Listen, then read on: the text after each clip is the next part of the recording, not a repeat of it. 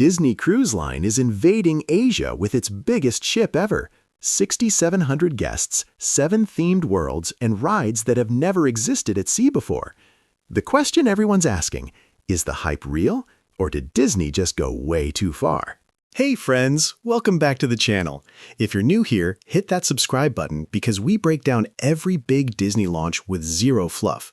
Today, we're diving into the Disney Adventure, Disney Cruise Line's massive 2026 Asia debut sailing out of Singapore starting March 10th. This thing is the largest ship in their fleet, the first one homeported in Asia, and it's packed with firsts. But with all the hype online, a lot of people are whispering overkill. So today, we're doing a full countdown of the 10 biggest features that everyone's talking about. For each one, I'll tell you exactly what it is and whether it feels like genius hype or straight up Disney excess.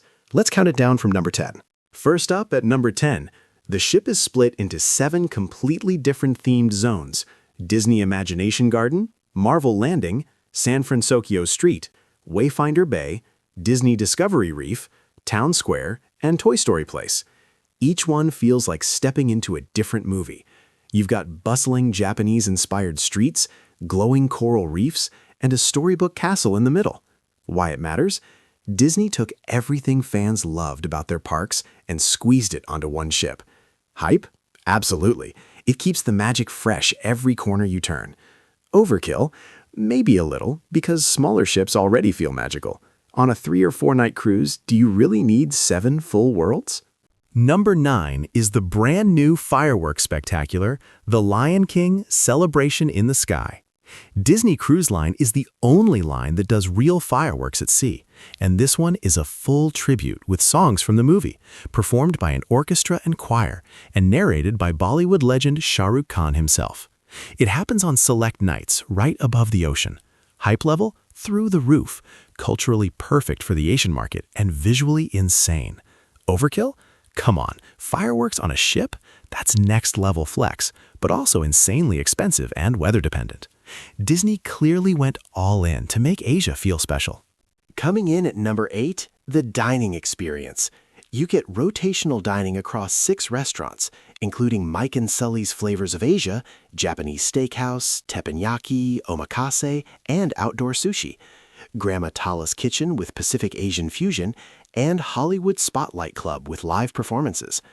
Breakfast and lunch buffets at Enchanted Summer and Pixar Market. What it is? Every night you rotate, so you never eat in the same restaurant twice, all included. Hype? The food actually tastes like real Asian street eats and fine dining. Overkill? They built more than 20 restaurants and bars total. For a 3-night cruise, that feels like Disney showing off their kitchen budget. Number 7, the live entertainment. You've got 5 brand new Broadway-style productions.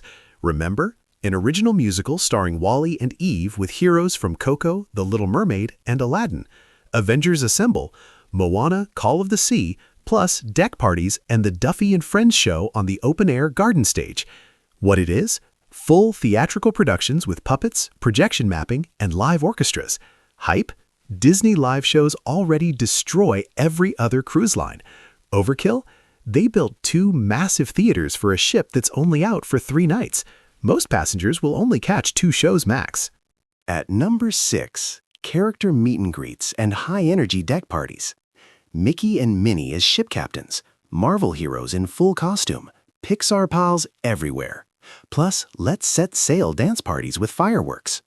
New for Asia, culturally tailored interactions. What it is? Immersive character dining and surprise appearances all over the ship. Hype? Kids lose their minds. Overkill? The sheer volume of characters and parties on a short cruise might feel overwhelming instead of magical. Number 5 is the heart of the ship, Disney Imagination Garden.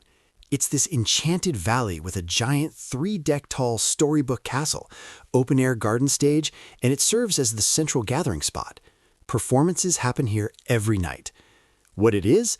Basically a floating Disney park hub inspired by 100 years of storytelling. Hype? It's emotional and beautiful. Overkill? They built a literal castle at sea when the ship already has 7 theme zones. Disney really said go big or go home.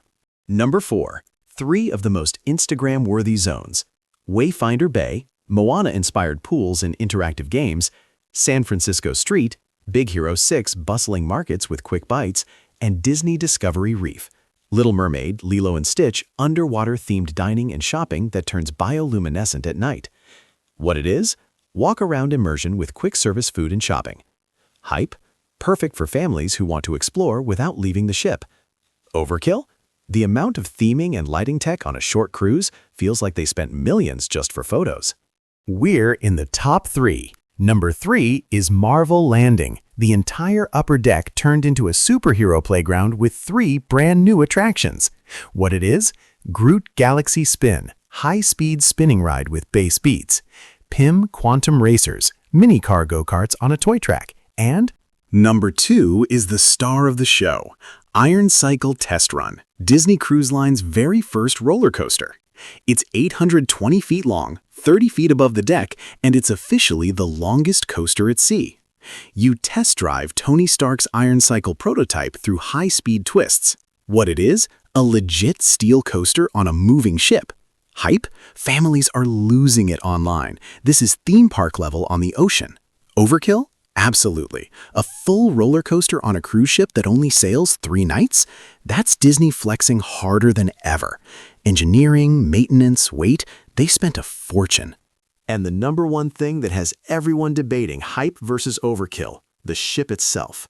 208,000 gross tons, 6,700 guests, first Disney ship ever homeported year-round outside the US, built specifically for Asian families, sailing only 3- and 4-night cruises so more people can afford it. What it is? Disney's biggest gamble yet, doubling down on Asia with a floating resort bigger than most theme parks. Hype? It's bringing Disney magic to millions of new families who could never fly to Florida or California. Overkill? 6,700 people on a 3-night cruise, lines for everything, crowds, and prices that start higher than regular Disney cruises. They basically built a second Disneyland on water. All right, friends, here's the real question. Is Disney Adventure worth the hype and the price tag?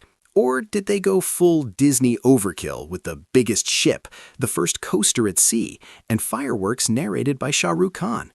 I want to hear from you. Drop your answer in the comments. Hype or overkill? If you're planning to sail or just dreaming about it, let me know which feature you're most excited for.